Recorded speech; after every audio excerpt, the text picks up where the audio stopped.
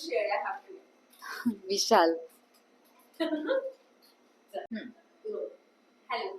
अ, खूप खूप स्वागत आहे कलाश्री मीडियामध्ये.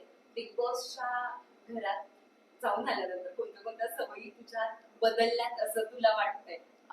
सवयी बदलल्यात. राग कंट्रोल करायला लागलीये थोडा. सवय म्हणजे उठल्यानंतर मी बेडरूम पासून हॉल पर्यंतचा जो प्रवास करायचे घरी आणि परत सोफ्यावर जाऊन झोपायचे. मग सोफ्याचं झालं की मग परत मी डायनिंग टेबलच्या खुर्च्यांवर जाऊन झोपायचे. हे जे काही करत होते ती सवय माझी बदलली, कारण बिग बॉसच्या घरात एकदा वेकअप सॉन्ग लागलं की त्यानंतर आपण आडवं पडूच शकत नाही, ऍक्टिव्ह राहावं लागतं. सो ती एक सवय माझी बदलली आहे. आंघोळीला मी खूप कंटाळा करायचे घरी की सुट्टी असेल तर लेट आंघोळीला जाईन. पण बिग बॉसच्या घरात एकदा वेकअप सॉन्ग झालं की कुठेही असंच न पडता भरभर जाऊन आवरायचं आणि तयार होऊन बसायचं.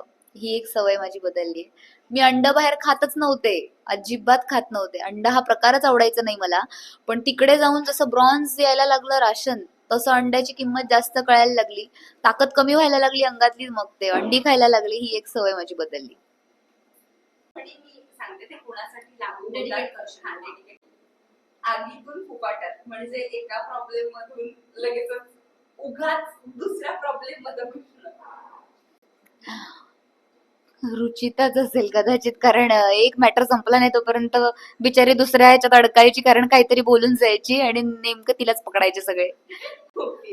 एकाच माळेचे मणी, म्हणजे सारखेच स्वभाव, mechanism, gossip, तेच असं.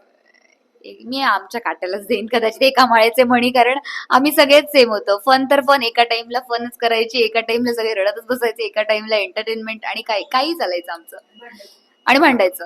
ओके. दिसतं तसं नसतं, म्हणजे वरून शांत पण आतमधनं एकदम स्ट्रॉंग, हेमने पण स्ट्रॉंग, अंडरस्टँडिंग, भोळा, मुखवटा भोळा पण आतनं खूपच स्ट्रॉंग असं. राखी.